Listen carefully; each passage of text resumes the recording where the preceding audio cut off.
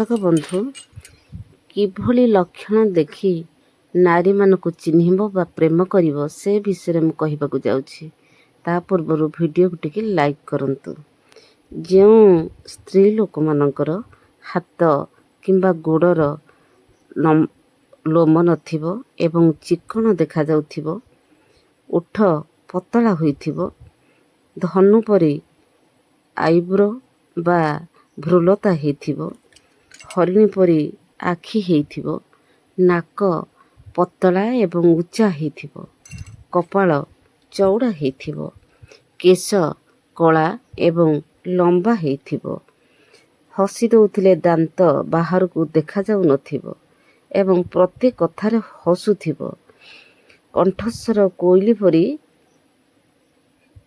ଶୁଭାଯାଉଥିବ, ହସିଲେ ଗାଲରେ ଗର୍ତ୍ତ ବା ଭଉଁରୀ ହେଉନଥିବ ଏବଂ ଚାଲିଲେ ଧୀରେ ଧୀରେ ହଂସ ଚାଲି ପରି ସେ ଚାଲୁଥିବ ଏବଂ ଧୀର କଥା କହୁଥିବ। ଏଇଭଳି ନାରୀମାନେ ସୁଲକ୍ଷଣା ଅଟନ୍ତି। ତେଣୁ ଏଇଭଳି ନାରୀଙ୍କୁ ପ୍ରେମ କରିବା ଉଚିତ ବା ପ୍ରେମ କରି ବିବାହ କରିବା ଉଚିତ। ତେବେ ଯାଇ ସଂସାର ସୁରୁଖୁରୁରେ ଚାଲିବ ଏବଂ ସ୍ୱାମୀ ସ୍ତ୍ରୀଙ୍କ ଭିତରେ ଭଲ ସମ୍ପର୍କ ରହିବ।